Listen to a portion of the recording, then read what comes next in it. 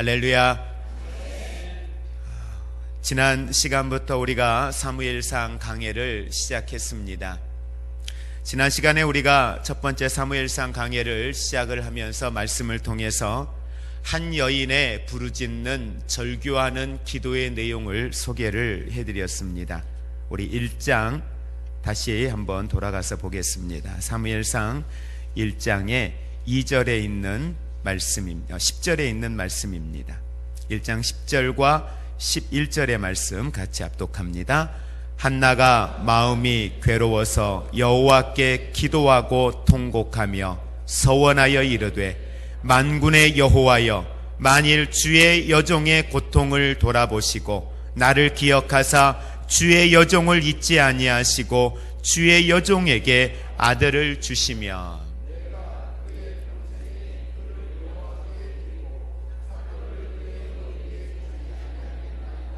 아멘. 이 여인이 하나님 앞에 괴로워서 기도하고 통곡하며 하나님 앞에 간구하는 기도의 내용이었습니다. 그 여인의 기도의 내용은 그렇습니다. 여종의 고통을 돌아보소서, 나를 기억하소서, 나를 잊지 마소서. 자신이 지금 얼마나 힘든 가운데 있는지, 얼마나 외롭고 고통 가운데 있는지 하나님 앞에 간절하게 기도하는 내용이었습니다. 그 기도의 내용의 중심 가운데에 이 여인이 힘들어하고 고통하고 있던 삶의 주제가, 기도의 주제가 그 다음에 기록이 되어져 있습니다. 여종에게 아들을 주십시오. 내게 아들을 달라는 기도였습니다.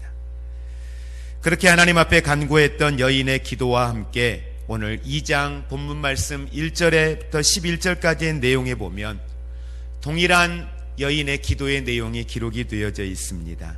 이 여인의 기도는 이렇게 시작합니다. 내 마음이 여호와로 말미암아 즐거워하며 내 뿔이 여호와로 말미암아 높아졌으며 내 입이 내 원수들을 향하여 크게 열렸으니 이는 내가 주의 구원으로 말미암아 기뻐함이니이다. 여호와와 같이 거룩하신 이가 없으시니 이는 주밖에 다른 이가 없고 우리 하나님 같은 반석도 없으심이니이다. 그렇게 절규하며 애통하며 하나님 앞에 기도하던 여인이 오늘 하나님 앞에 드리는 기도의 내용은 찬양과 감사와 오늘 자신의 기도를 들으시고 응답하시고 역사하신 그 하나님을 노래하며 예배하는 기도의 내용으로 바뀌어져 있는 모습을 말씀을 통해서 우리는 볼 수가 있습니다. 이 여인의 기도의 제목이 하나님 앞에 아들을 달라고 하는 기도의 내용이었습니다. 우리가 지난 시간에 보았던 것처럼 1장 19절에 있는 말씀에 보니 그들이 아침에 일찍이 일어나 여호와 앞에 경배하고 돌아가 라마의 집에 이르느니라. 엘가나가 그의 아내 한나와 동침함에 여호와께서 그를 생각하신지라. 한나가 임신하고 때가 이름에 아들을 낳아 사무엘이라 이름하였으니 이는 내가 여호와께 그를 구하였다 함이더라. 1장에서 이 여인이 하나님 앞에 간구하였던 기도, 하나님께 아들을 달라고 하는 이 기도에 대한 하나님의 응답이 기록이 되어져 있습니다. 그리고 응답되어지고 난 이후에 이 여인은 하나님 앞에 내게 아들을 주시면 내가 이 아들을 구별하여 하나님 앞에 머리에 삭도를 대지 아니하겠습니다. 나실인으로 구별하여 하나님 앞에 드리겠습니다라고 하는 서원 기도를 그는 기억하였고, 그 서원한 기도에 대하여 이 여인은 27절과 28절에 이렇게 고백합니다. 내 아이를 위하여 내가 기도하였더니 내가 구하여 기도한 바를 여호와께서 내게 허락하신지라. 그 허락하신 하나님의 응답에 대하여 28절 말씀에 그러므로 나도 그를 여호와께 드리되 그의 평생을 여호와께 드리나이다 하고 그가 거기서 여호와께 경배하니라.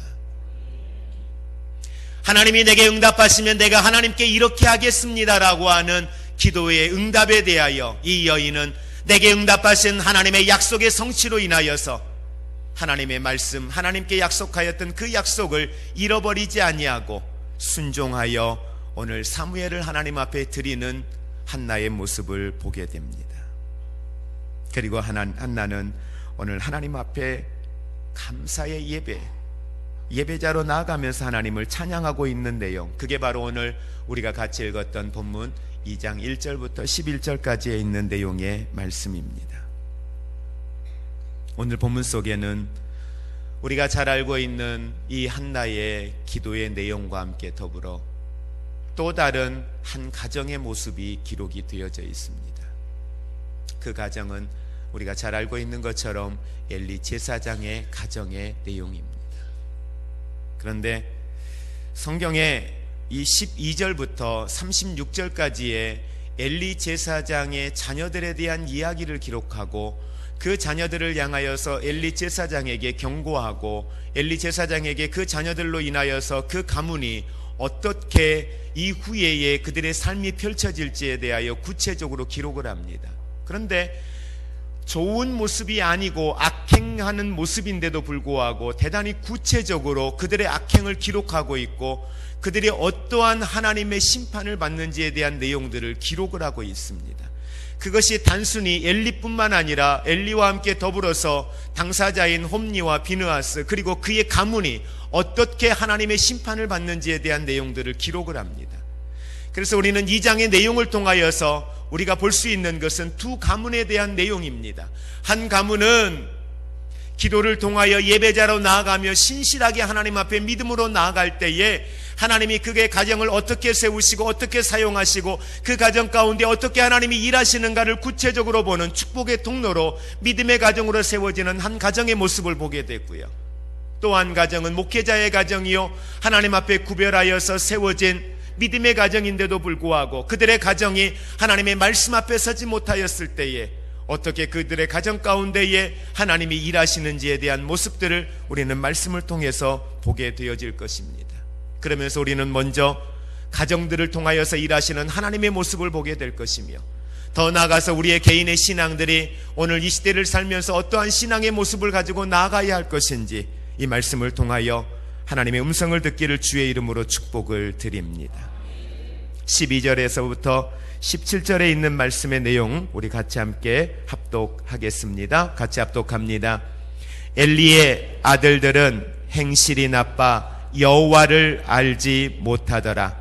그 제사장들이 백성에게 행하는 관습은 이러하니 곧 어떤 사람이 제사를 드리고 그 고기를 삶을 때에 제사장의 사환이 손에 새 살 갈고리를 가지고 와서 그것으로 냄비에나 솥에나 큰 솥에나 가마에 찔러 넣어 갈고리에 걸려 나오는 것은 제사장이 자기의 것으로 가지되 실로에서 그곳에 온 모든 이스라엘 사람에게 이같이 할 뿐 아니라 기름을 태우기 전에도 제사장의 사환이 와서 제사 드리는 사람에게 이르기를 제사장에게 구워드릴 고기를 내라.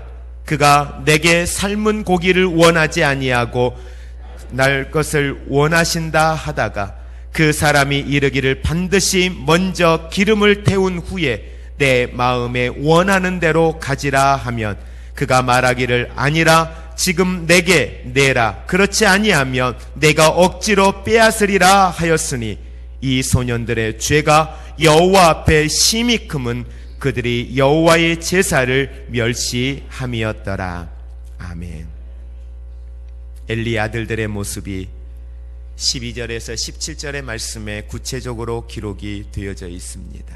먼저 12절의 말씀에서 엘리의 아들들은 행실이 나빠 여호와를 알지 못하더라 라고 이야기합니다. 그런데 성경에서는 엘리와 함께 더불어서 제사장들이라고 하는 호칭을 사용합니다. 이 말은 엘리뿐만 아니라 실로에서 홈니와 비느하스 엘리의 두 아들도 제사장의 직임을 감당하고 있었다라고 하는 것을 우리는 봅니다. 그리고 한나가 기도하며 나아갈 때에 이 홈니와 비느하스가 실로에서 제사장으로 있었던 것 또한 1장에서 기록을 하고 있습니다.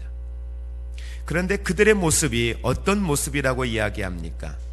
그들은 행실이 나쁜 사람들이었다라고 이야기를 합니다. 행실이 나쁘다라고 하는 이 말은 가치가 없고 열매가 없는 삶을 살고 있었다라고 표현을 하고 있습니다. 그러면서 그들은 여호와를 알지 못하는 사람들이었다라고 이야기합니다. 여호와를 알지 못하였다. 이 말의 의미가 무엇입니까? 여기에서 사용되어지는 알다라고 하는 말, 히브리어의 야다라고 하는 이 말의 의미는 그들의 삶을 통하여서 온전히 구체적인 경험을 통하여 얻어진 지식을 이야기합니다. 단순히 들어서 배운 지식이 아니라 그들의 삶을 통하여 체험하는 지식입니다. 기도하면 응답받습니다. 아는 지식입니다.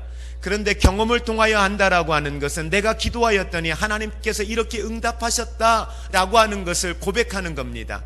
오늘 1절에서 11절에 있는 말씀처럼 한나가 하나님 앞에 그들의 기도의 제목들에 대하여 응답하심에 대하여 찬양하고 고백하며 감사하는 것처럼 하나님 앞에 구체적으로 그들의 믿음대로 역사하시는 하나님, 기도하며 응답하시는 하나님, 나를 살피시는 하나님, 나를 도우시는 하나님, 나를 위로하시는 하나님, 그 하나님을 자신들의 삶을 통하여 체험하고 그 하나님을 노래하며 그 하나님 앞에 예배자로 나아가는 그러한 하나님을 인격적으로 경험하는, 삶을 통하여 경험하는 그 경험을 이야기합니다.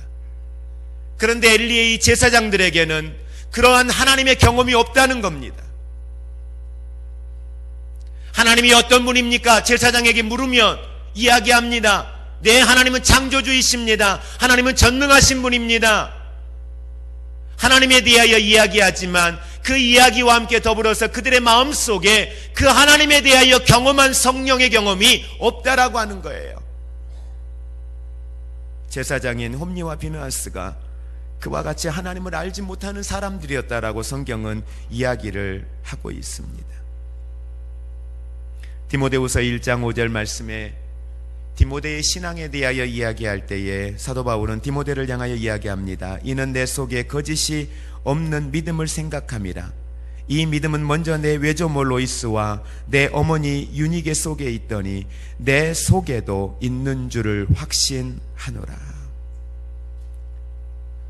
오늘 디모데가 자신의 외조모와 자신의 어머니의 그 신앙을 통하여서 그 신앙 속에, 그 믿음 속에 자신의 삶 가운데 있는 그 예수 그리스도가 어떤 분인가, 오늘 그 속에도 단순히 지식이 아닌 그의 삶을 통하여 체험되어진 그 하나님에 대한 성령의 은혜가 있음을 분명하게 이야기합니다. 여러분, 이처럼 참된 신앙은 전수하는 그러한 아름다운 믿음의 가정을 통하여서 듣고 배우는 믿음이 아니라 보고 배우는 아름다운 신앙의 성숙한 가정, 오늘 그 가정이 디모데의 가정이었음을 우리에게 이야기를 해주고 있습니다. 이러한 믿음의 가정은 사람들에게 기쁨을 안겨다 줍니다.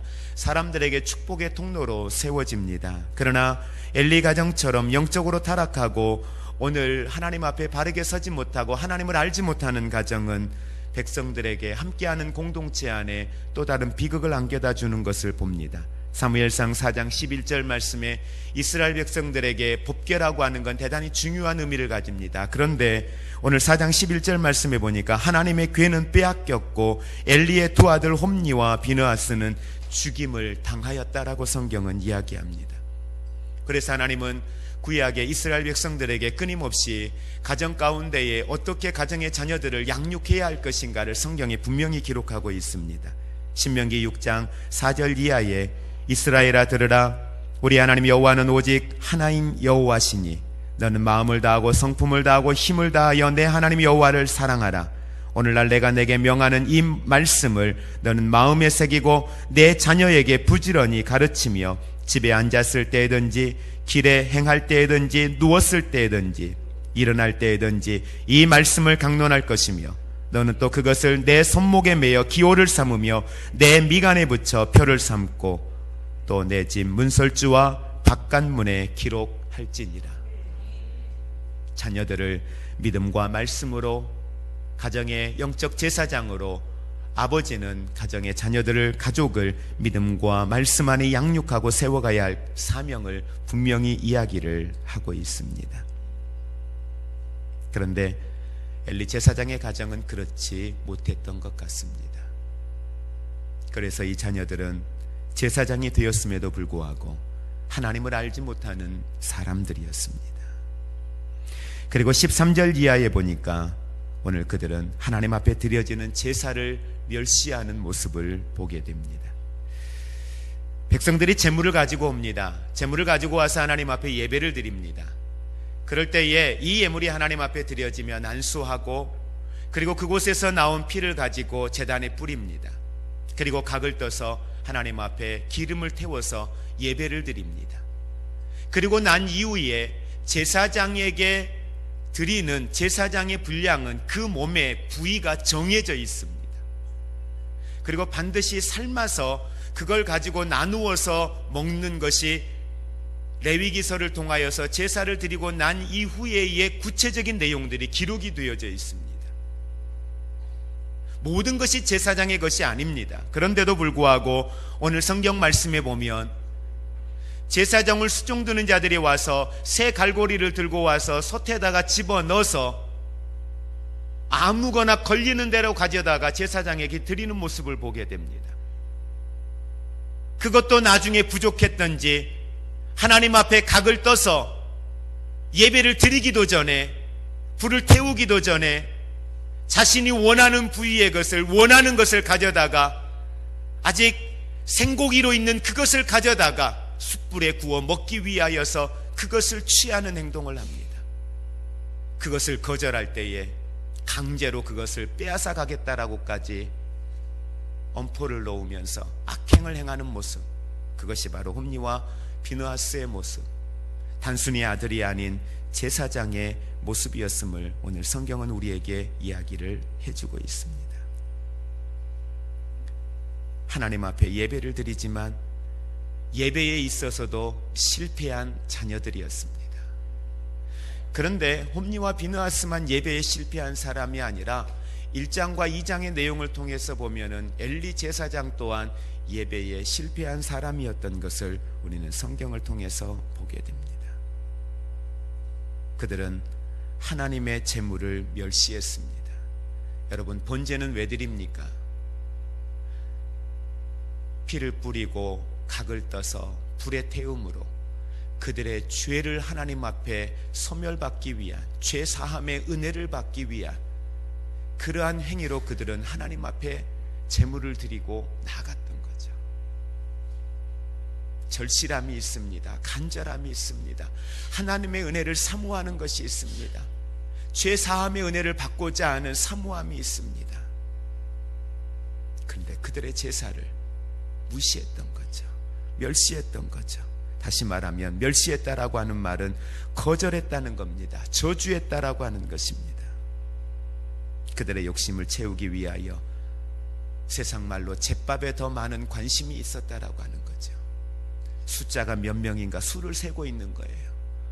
오면서 누가 양을 가져왔나, 누가 소를 가져왔나, 비둘기 가져온 사람, 곡식 가져온 사람은 양이 안 차는 거죠. 소를 들고 제사 드리기 위해서 오는 사람을 보면은 할렐루야 외치는 거죠. 이게 바로 그 당시 그 시대의 제사장의 모습이었다라고 성경은 이야기합니다. 그리고 더 안타까운 것은 오늘 23절 이하에 보니까 무슨 일을 행하든지 그들은 그들의 소견에 옳은 대로 행하였다라고 성경은 이야기를 하고 있습니다. 22절 말씀에 보니까 엘리가 매우 늙었습니다. 그의 아들들이 온 이스라엘에게 행한 모든 일과 회막문에서 수종드는 여인들과 동침하였음을 듣고, 엘리 제사장이 자신의 자녀들이 하나님 앞과 백성들 앞에 악행을 행하고 있는 모습을 알게 되었습니다. 그래서 두 아들을 불러놓고 이야기합니다. 23절 말씀, 너희가 어찌하여 이러한 일을 하였느냐? 내가 너희의 악행을 이 모든 백성에게서 들었다. 그리고 24절 말씀에 같이 우리 한번 합독할까요? 같이 합독합니다. 내 아들들아, 그리하지 말라. 내게 들리는 소문이 좋지 아니하니라. 너희가 여호와의 백성으로 범죄하게 하는도다. 아들들아, 그러지 마라. 그건 옳지 않는 거다. 아버지가 아들들을 불러놓고 이야기했습니다. 25절 말씀, 사람이 사람에게 범죄하면 하나님이 심판하시려니와 만일 사람이 여호와께 범죄하면 누가 그를 위하여 간구하겠느냐. 이렇게까지 이야기하며 자녀들을 말씀으로 타이르고 말씀으로 훈계하였는데 이에 대한 홈리와 비느하스의 반응을 우리는 봅니다. 25절 후반절 같이 합독합니다. 그들이 자기 아버지의 말을 듣지 아니하였으니 이는 여호와께서 그들을 죽이기로 뜻하셨음이니라. 아멘. 아버지의 말을 듣지 아니하였다.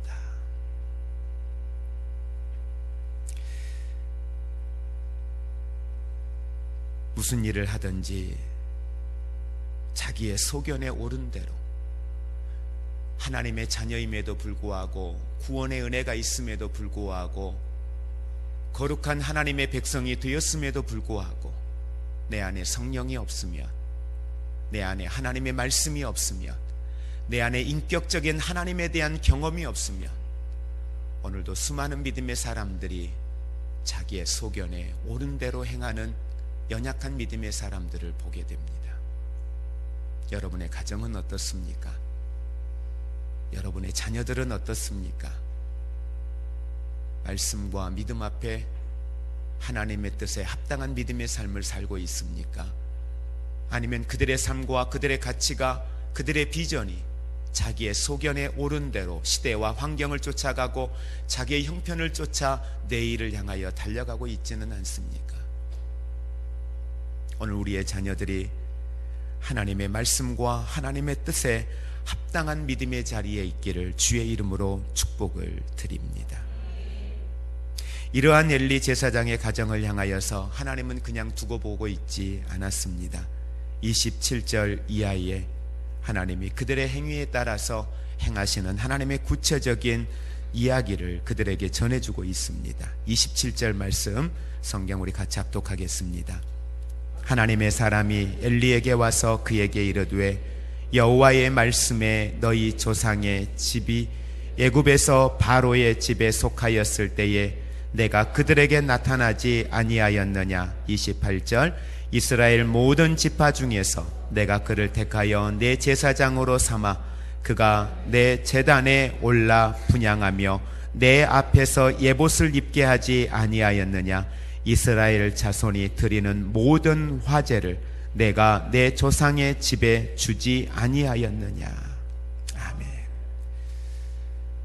내가 너희를 세우고 너희에게 필요를 따라 채웠으며 구체적으로 하나님께서는 그들에게 필요한 것들을 공급하였다라고 하는 사실을 이야기합니다. 그런데 하나님의 부르심과 하나님의 약속과 하나님의 그들의 인생을 어떻게 축복하였는지를 말씀하시면서 29절 말씀에 너희는 어찌하여 내가 내 채소에서 명령한 내 재물과 예물을 밟으며 내 아들들을 나보다 더 중히 여겨 내 백성 이스라엘이 드리는 가장 좋은 것으로 너희를 살찌게 하였느냐.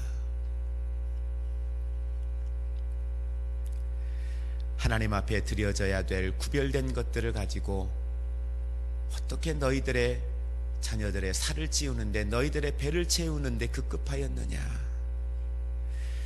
필요한 것 다 주었는데, 성경은 우리에게 그렇게 이야기합니다. 내가 너희들에게 필요한 거 다 주지 않았니? 필요했으면 더 주었을 텐데,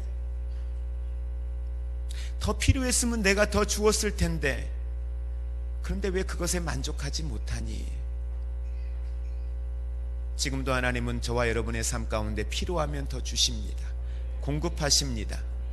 그런데 하나님의 그 필요를 채워가시는 것을 거절하고 양해 차지 않는다고 내가 내 인생에 필요한 것을 채우기 위하여서 내 생각과 내 방법을 동원하는 순간 그 가운데 임하는 것은 성령의 임재가 아니라 악한 영들의 세력이 그것 또한 사로잡고 우리를 또 다른 죄의 길로 끌고 간다는 사실을 여러분 기억하시기를 주의 이름으로 부탁을 드립니다. 그러면서 하나님은 엘리 제사장의 허물을 지적합니다. 엘리 제사장의 허물이 이거였습니다. 29절에 29절 말씀에 너희는 어찌하여 내가 내 처소에서 명령한 내 제물과 예물을 밟으며 내 아들들을 나보다 더 중히 여겼느냐? 내 아들들을 나보다 더 중히 여겼느냐? 다시 말하면 오늘 엘리 제사장은 하나님의 말씀과 믿음 안에 견고하게 서서 자녀들을 말씀의 기준으로 보고 말씀 앞에 앞당지 못하였을 때 말씀으로 그들을 양육하며 훈계해야 했고, 말씀 앞에 앞당지 못하였을 때 그들을 바르게 징계할 수 있었음에도 불구하고 엘리 제사장은 그러지 않았습니다. 그들의 악행을 보았음에도 불구하고 그들을 제사장직에 그대로 두었던 것을 보게 됩니다.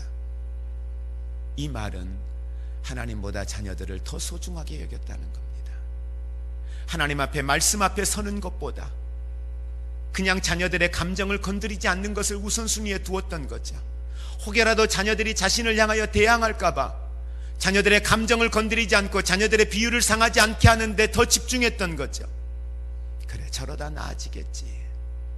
분명히 그 자리에 합당치 못한 인생을 살고 있는데도 그냥 자녀들을 두고만 보고 있었던 겁니다.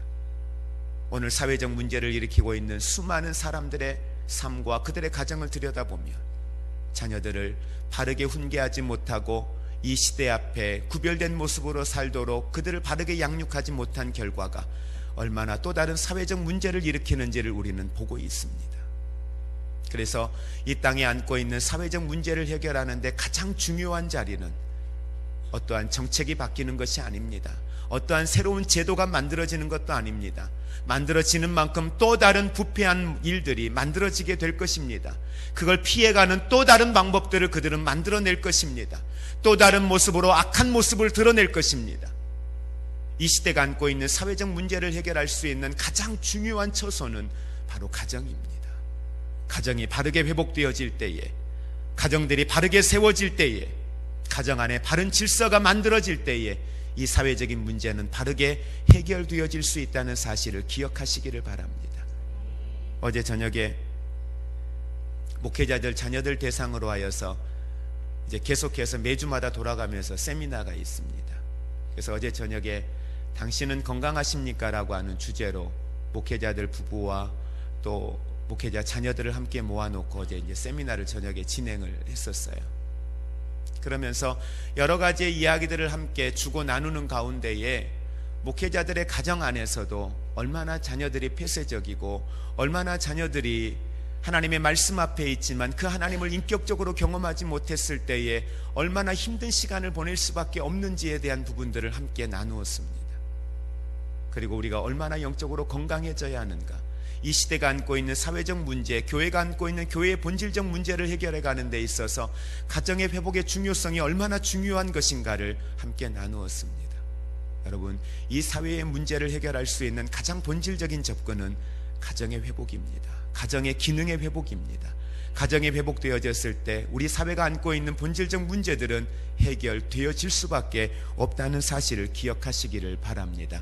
그것이 성경적인 이 사회적 문제를 해결해가는 가장 중요한 출발점이라는 것 또한 우리는 기억해야 할 것입니다.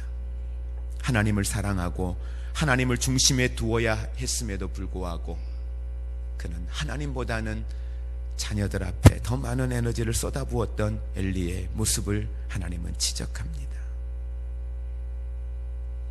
하나님의 부르심에 합당치 못하였던 모습, 이 모습에 대하여 분명히 책망합니다. 그래서 하나님은 30절 말씀에 그러므로 이스라엘의 하나님 나 여호와가 말하노라. 내가 전에 내 집과 내 조상의 집에 내 앞에서 영원히 행하리라 하였으나, 하나님이 약속하셨습니다. 그들을 제사장으로 세우면서 분명히 약속하셨습니다. 내가 너희와 함께 영원히 함께하리라. 내 집에 내 앞에서 영원히 행하리라. 그런데 이제 나 여호와가 말하노라. 이제 나 여호와가 말하노라. 결단코 그렇게 하지 아니하리라. 결단코 그렇게 하지 아니하리라. 여러분, 하나님의 마음이 어떤 마음일 것 같으세요? 내가 너희에게 이렇게 하리라. 내가 너와 함께 하리라. 내 집에 영원히 너희와 함께 하리라. 책임지리라. 붙들리라 도우리라 그렇게 약속하셨는데, 그것도 영원히 그렇게 하겠다고 약속하셨는데, 그런데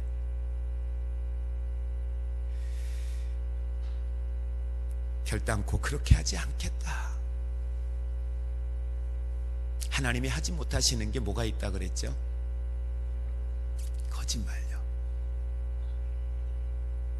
하나님이 약속을 하셨어요. 근데 그거 거두시겠대. 그때 하나님 마음이 어떤 마음일까요, 여러분?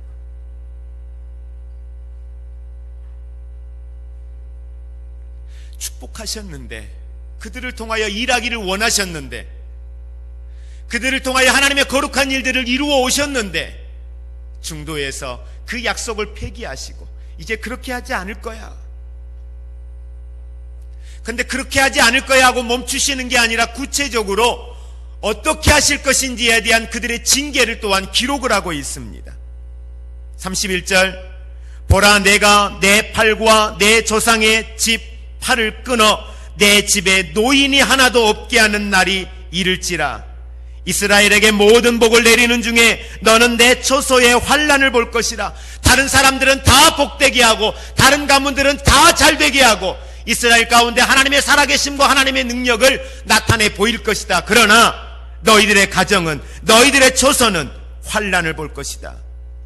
내 집에 영원토록 노인이 없을 것이다. 왜냐하면 33절에 내 제단에서 내가 끊어버리지 아니할 내 사람이 내 눈을 쇠잔하게 하고 내 마음을 슬프게 할 것이요 내 집에서 출산되는 모든 자는 젊어서 죽으리라. 단명한다는 겁니다. 그러니 집안에 노인이 없다는 겁니다. 그러면서 더 충격적인 이야기를 하나님은 하십니다. 내가 이 사건으로 이렇게 행할 것에 대하여서 증거를 삼을 것이니 34절, 내 아들 홈니와 비느하스가 한날에 죽으리니 그 둘이 당할 그 일이 내게 표징이 될 것이다. 하나님이 얼마나 속상하셨을까? 하나님이 얼마나 노하셨을까? 예배자로 나아가는 성도들의 예물을 갈취하고 예배자로 세워가야 할 목회자가 그들을 예배자로 세워가지 못하고 그들을 돈으로 계산하고 있는 이 목사의 모습을 책망하고 그 가정을 향한 하나님의 징계를 이야기하고 있습니다. 근데 여기에서 우리가 한 가지 분명히 짚고 넘어가야 할 사실이 있습니다. 그러면 오늘도 우리의 가정이 믿음과 말씀 앞에 서지 못할 때 하나님이 오늘도 우리의 가정들을 이와 같이 징계를 할까요? 어떠세요? 할 것 같으세요? 안 할 것 같으세요? 한다고 하면은 두려워서 더 조심할까요? 여러분, 죄는 그렇게 한다고 이야기를 해도요, 죄는 우리 안에 들어오면 그것 때문에 두려워하지 않아요. 죄가 얼마나 우리를 둔감하게 하는데요. 지금 성경에 있는 내용만 가지고도 우리는 죄 지으면 안 되는 인생을 살아야 돼요. 자, 중요한 건 뭐냐면 우리의 이러한 죄됨 때문에 누가 오셨습니까? 예수님이 오셨습니다. 예수님 오셔서 하신 일이 뭡니까? 십자가에서 죄 사함의 은혜를 허락하셨습니다. 결국은 우리는 구원받은 하나님의 거룩한 백성이 되었습니다. 이 말은 하나님이 오늘 믿음 안에 있던 백성들이 믿음 안에서 온전히 말씀 안에 서지 못한다 하여서 오늘 구약시대의 이스라엘 백성들을 징계하였던 것처럼 그럼 하나님이 이와 같이 징계를 할 것인가? 죄송한데 아니에요. 이와 같이 하나님이 버리거나 포기하거나 그들을 징계하거나 그러지는 않습니다. 그런데 더 중요한 건 징계하지는 아니하시지만 믿음의 사람들을 향하여 하나님의 심판의 때가 반드시 있습니다. 그 심판은 어떤 심판이라 그랬어요? 구원의 심판이 아닙니다. 구원은 받았어요. 구원은 받았지만 구원받은 사람들을 향하여 무슨 심판이 남아있다 그랬죠? 상급에 대한 심판이 남아있다 그랬습니다. 그럼 우리는 이걸 되게 쉽게 생각해요. 상급에 대한 심판까지 거 천국만 가면 됐지 내가 상급 안 받으면 어때? 천국 가서 면류관 안 받으면 어때? 그게 뭐가 그렇게 중요하나? 지옥 가지 않고 천국 가면 됐지 라고 생각을 할 거예요. 여러분, 우리가 이제 몇 주 후부터 주일날 오후 예배 때 목적이 이끄는 삶이 끝나고 그걸 정리하는 시간을 몇 주간 갖고 그리고 나서 여러분들에게 이제 말씀을 또 전할 거예요. 그때에 이 천국에 대한 상급에 대한 심판이 왜 중요한가에 대하여 구체적으로 이야기를 여러분들에게 말씀을 통해 전해드릴 겁니다. 이 땅의 종말의 때와 그 종말 이후에 우리에게 나타나는 하나님의 나라가 이루어지는 이 과정에 대한 내용들을 이야기할 겁니다. 그러면 이 상급이 얼마나 중요한 것인가, 그것이 그냥 천국 갔으니까 끝났다, 이걸로 끝나는 주제가 아니라고 하는 걸 여러분들이 보게 될 것입니다. 그런 관점에서 우리가 생각을 하면 오늘 이 시대를 사는 우리들이 얼마나 하나님의 말씀 앞에 믿음 안에 세워져 있어야 되는가, 우리의 가정들이 얼마나 하나님의 뜻 앞에 세워져 있어야 하는가에 대하여서 우리는 대단히 중요한 관점에서 이 부분들을 보아야 한다는 사실을 여러분 꼭 기억하시기를 바랍니다. 중요한 건 하나님이 아버지에게 너의 아들들을 같은 날 죽음으로 내가 너에게 이야기한 이 약속을 지킬 것에 대하여, 그렇게 심판하고 징계할 것에 대하여 너가 표징이 될 것이다. 진짜인가 거짓말인가 한번 보아라, 이 말이에요. 그리고 나중에 보면 홈리와 비느하스는 같은 날 죽임을 당하는 것을 보게 됩니다. 여러분, 믿음의 가정과 믿음을 떠난 가정의 모습을 우리는 보았습니다. 그런데 여기에서 우리에게 중요한 사실이 하나가 있습니다. 우리가 꼭 기억해야 될 사실입니다. 하나님은 그렇게 엘리에게 그들을 향한 징계의 말씀으로 말씀을 마무리하지 않고 그 다음에 35절 말씀에 내가 나를 위하여 충실한 제사장을 일으키리니 그 사람은 내 마음 내 뜻대로 행할 것이라. 내가 그를 위하여 견고한 집을 세우리니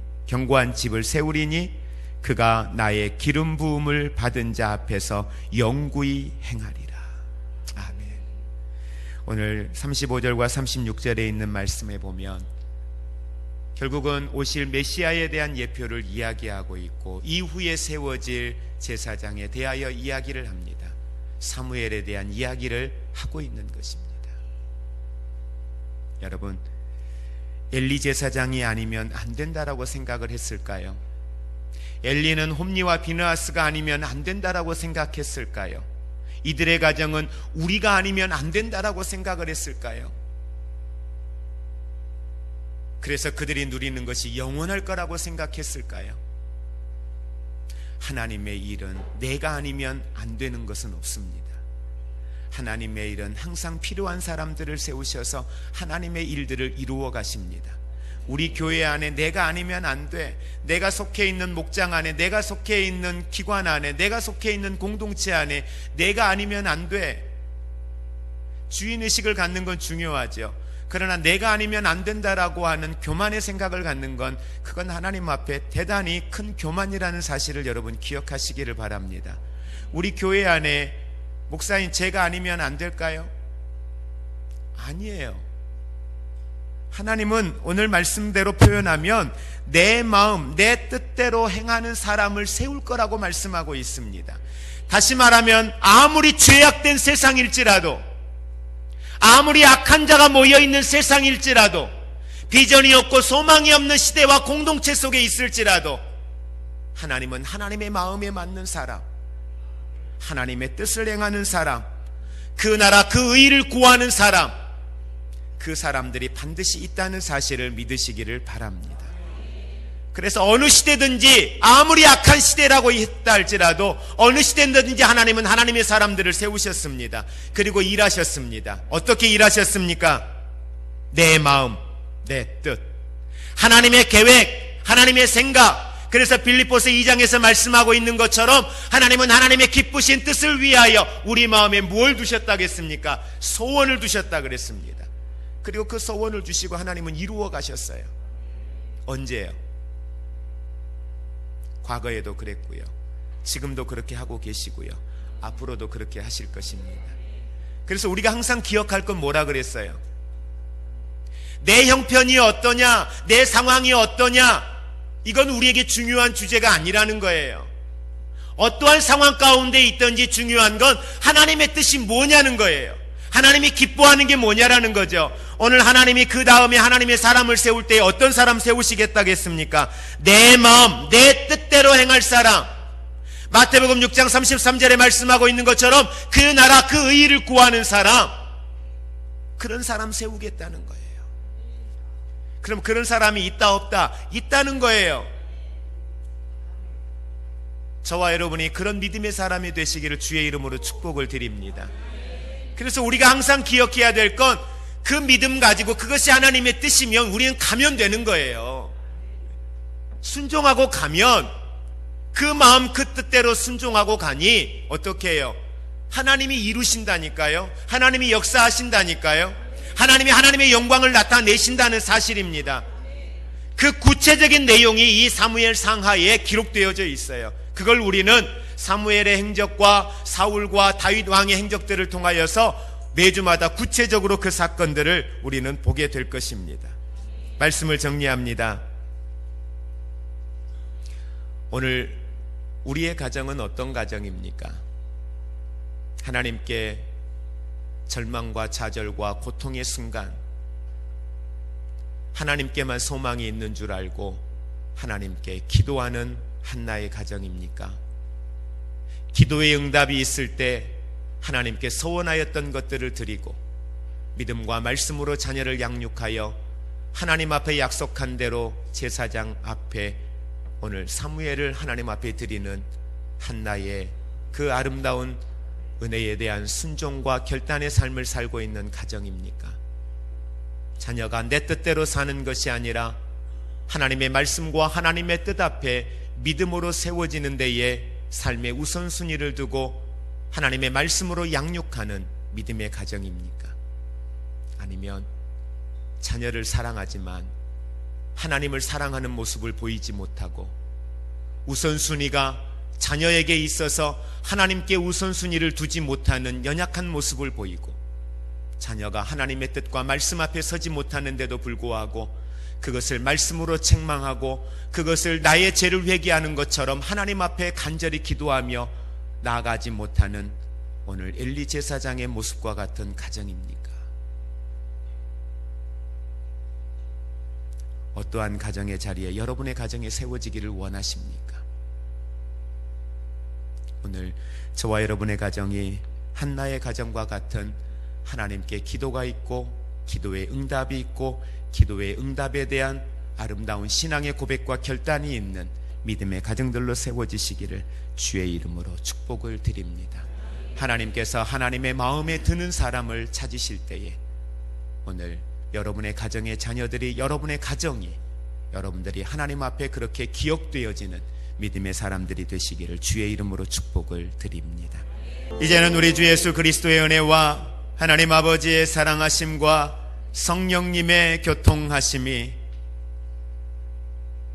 한나의 기도와 기도의 응답에 대한 한나의 믿음의 결단과 그 믿음의 결단을 통하여 응답하신 하나님을 찬양하며 그 하나님을 높이며 그 하나님께 예배자로 나아가는 아름다운 한나의 이 찬양이, 이 예배가 나의 찬양과 나의 예배가 되기를 사모하는 사랑하는 모든 성도들 위에, 저들의 가정 위에, 이 나라 이 민족 위에, 지금도 육체의 연약함으로 질병 가운데에 하나님의 치유와 회복을 사모하는 성도들 위에 이제로부터 영원토록 함께 있을지어다.